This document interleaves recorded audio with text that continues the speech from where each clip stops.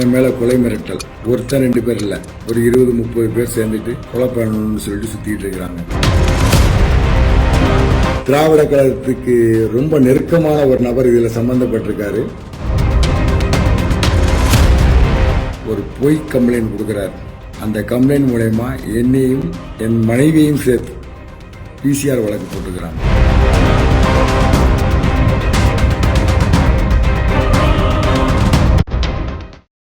தமிழகத்தில் சமூக ஆர்வலர்கள் மிரட்டப்படுவதும் கொலை செய்யப்படுவதும் பேரதிர்ச்சியை ஏற்படுத்தி இருக்கிறது. சில மாதங்களுக்கு முன்பு கனிமவள கொள்ளையை தட்டி கேட்ட ஜகபர் அலி என்பவரை லாரி ஏற்றி கொடூரமாக கொலை செய்த சம்பவம் பலரையும் பதறச் செய்தது. இந்த நிலையில் நெல்லையில் வக்ஃபு வாரிய சொத்து ஒன்றை போலி ஆவணங்கள் மூலம் அபகரிக்க முயன்றவரிடம் இருந்து சட்ட போராட்டம் நடத்தி சொத்தை மீட்டு ஏழை எளிய இஸ்லாமியர்களுக்கு வழங்கிய ஓய்வு பெற்ற காவல் அதிகாரி கொடூரமாக கொலை செய்யப்பட்டிருக்கிறார். ரவுடிகள் கொலை என்றால் பழிக்கு பழி என்று எளிதாக கடந்து செல்ல போலீசார் 1000 காரணங்களை சொல்வதுண்டு. ஆனால் இந்த சம்பவத்தில் கொல்லப்பட்டவரே ஒரு உதவி காவல் ஆய்வாளர். பல புகார்கள் அளித்தும் நடவடிக்கை எடுக்காததால் தான் கொலை செய்யப்படுவேன் என்று முன்கூட்டியே பகீரங்கமாக வீடியோ பதிவிட்ட பின்னரும் இந்த கொடூரம் அரங்கேறியிருக்கிறது. போலீசாரிடம் புகார் அளித்தும் ஏன் நடவடிக்கை எடுக்கவில்லை?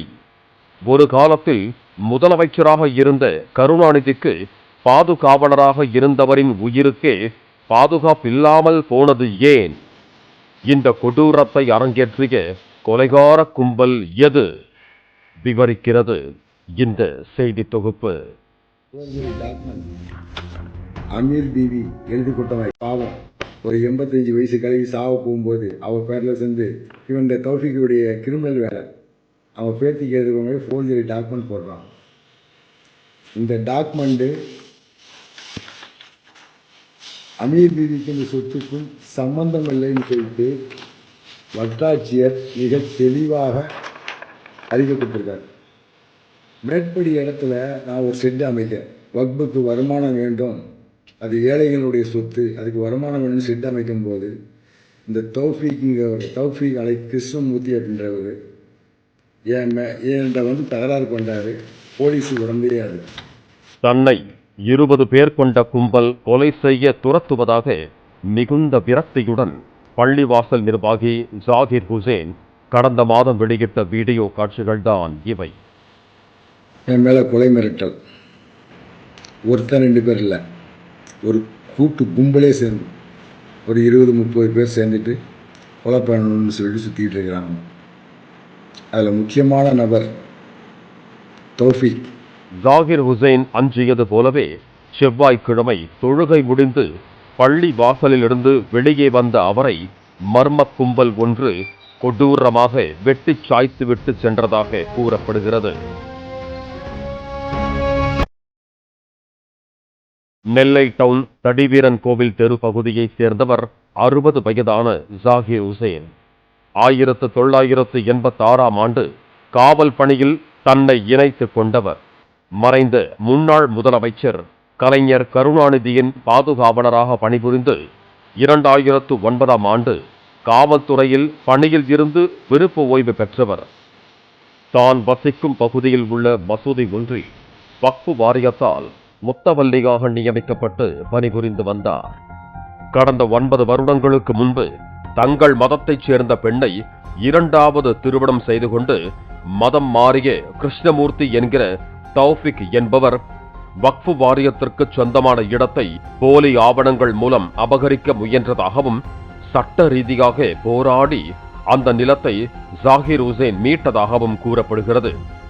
இந்த சம்பவத்தின் தொடர்ச்சியாக தௌஃபிக் திராவிடர் கழகத்தைச் சேர்ந்த அருணன் உள்ளிட்டோர் இவரை கொலை செய்ய விரட்டுவதாக கடந்த டிசம்பர் மாதம் திருநெல்வேலி டவுன் காவல் நிலையத்தில் ஜாகிர் ஹுசேன் புகார் அளித்தார். இந்த தௌஃபீக் அலை கிருஷ்ணமூர்த்தி அப்படின்றவர் என்கிட்ட தகராறு கொண்டாரு. போலீஸு உடம்பே அது. அப்போவே நான் என்ன பண்ணேன், அவர் மேலே ஆய்வாளருக்கு நேரடியாக ஒரு மனு கொடுக்கேன். 12 வாங்கிட்ட ஆய்வாளர் அது என்ன பண்ணான்னு தெரியல. திரும்ப 10ஆம் தேதி ரிஜிஸ்டர் தபால் அனுப்புறேன். இதுக்கு இது நாள் வரைக்கும் எந்த நடவடிக்கையும் மேற்கொள்ளப்படலை. திராவிட கழகத்துக்கு ரொம்ப நெருக்கமான ஒரு நபர் இதில் சம்பந்தப்பட்டிருக்காரு. இவர் மேல பல குற்றச்சாட்டுகள் திருநெல்வேலி மாநிலத்தில் மின்சார வாரியத்தில் இருக்கு. அருணன் அவருடைய பேரு. இவங்கெல்லாம் சேர்ந்து மொத்த பேர் இப்ப இருக்கிற இந்த அக்யூஸ், இந்த நான் கொடுத்த புகார் மனுக்களில் உள்ள எதிரியெல்லாம் சேர்ந்து ஒன்னு சேர்த்தது போலீஸ். காவல் ஆய்வாளர் கோபாலகிருஷ்ணன் நடவடிக்கை எடுக்காத நிலையில் ஜாகிர் ஹுசேன் தன்னை சாதியை சொல்லி திட்டியதாக தௌஃபிக் கொடுத்த புகாரின் பேரில் அப்போதைய உதவி ஆணையர் செந்தில்குமார் என்பவர் எதிர்த்தரப்பில் பணம் பெற்றுக்கொண்டு பிசிஆர் சட்டப்பிரிவில் வழக்கு பதிவு செய்ததாக முதலமைச்சரின் புகார் பிரிவுக்கு ஜாகிர் ஹுசேன் ஆன்லைனில் புகார் அனுப்பியிருந்தார். இந்த முஸ்லீமான தௌஃபிக் என்ன பண்ணாரு, தான் பேர் கிருஷ்ணமூர்த்தி அப்படின்னு சொல்லி இந்த சிவில் பிரச்சனையில் ஒரு பொய் கம்ப்ளைண்ட் கொடுக்குறாரு. கொடுத்து அந்த கம்ப்ளைண்ட் மூலயமா என்னையும் என் மனைவியையும் சேர்த்து பிசிஆர் வழக்கு போட்டுக்கிறாங்க. பட்டியல் இனத்தைச் சேர்ந்த ஒருவர் இந்துவாக இருக்கும் வரை மட்டுமே அவர் அளிக்கும் புகாரில் எதிர் தரப்பினர் மீது பிசிஆர் வழக்கு பதிவு செய்ய இயலும். சம்பந்தப்பட்ட நபர் கிறிஸ்தவ மதத்திற்கோ இஸ்லாமிய மதத்திற்கோ மாறினால் அவர்களது ஜாதி அடையாளம் நீங்கிவிடும் என்பதால் அவர்கள் கொடுக்கும் பிசிஆர் புகார் எடுபடாது என்று கூறப்படுகிறது.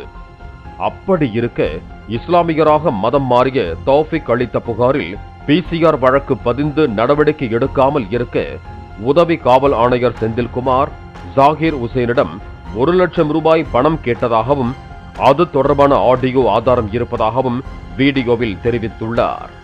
உதவி ஆணையாளர் செந்தில்குமார் அவர்கள் என்ற பேரம் பேசினார். அதுக்குள்ள ஆதாரம்லாம் இருக்கு. போட மாட்டேன், எஃப்ஐஆர் தானே பார்த்துக்கலாம், நான் தானே என்கொயரி பண்ணணும்னு சொன்னார். செய்யாத தவறுக்கு ஒருபோதும் பணம் தர மாட்டேன், அந்த பணம் ஏழைகளுக்கு கொடுத்தாலும் கொடுப்பேன், உனக்கு தர மாட்டேன்னு சொல்லிட்டு போயான்னு சொல்லிட்டு வந்துட்டேன். போலீசாரின் தூண்டுதலின் பேரில் நாளுக்கு நாள் தன் மீது எதிரிகளின் கோபம் அதிகரித்து வருவதை உணர்ந்து பிப்ரவரி மாதம் வீடியோ ஒன்றை வெளியிட்டார் ஜாகிர் ஹுசேன். அதில் அவரை அச்சுறுத்தும் நபர்களையெல்லாம் அந்த வீடியோவில் அடையாளம் காட்டியிருந்தார் ஜாகிர் ஹுசேன். என் மேல கொலை மிரட்டல், ஒருத்தர் 2 பேர் இல்ல, ஒரு கூட்டு கும்பலே சேர்ந்து ஒரு 20-30 பேர் சேர்ந்துட்டு கொலை பண்ணணும்னு சொல்லிட்டு சுத்திட்டு இருக்கிறாங்க. அதுல முக்கியமான நபர் தௌஃபிக், அருணன் அவருடைய பேரு.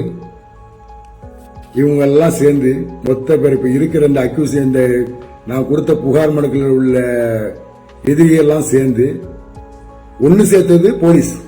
இந்த நிலையில்தான் திருநெல்வேலி டவுன் காட்சி மண்டபம் தடிவீரன் கோவில் தெருவில் உள்ள மசூதி ஒன்றில் காலை தொழுகையை முடித்துவிட்டு வெளியே வந்த ஜாகிர் ஹுசேனை மர்ம நபர்கள் வெட்டி படுகொலை செய்திருப்பதாக கூறப்படுகிறது. அங்கு போலீசார் குவிக்கப்பட்டிருக்கும் நிலையில் சிசிடிவி பதிவுகளை கொண்டு தீவிர விசாரணை மேற்கொள்ளப்பட்டு வருகிறது. இந்த நிலையில் ஜாகிர் ஹுசேன் முகநூலில் வெளியிட்ட புகார் வீடியோ வெளியாகி பரபரப்பை பற்ற வைத்திருக்கிறது.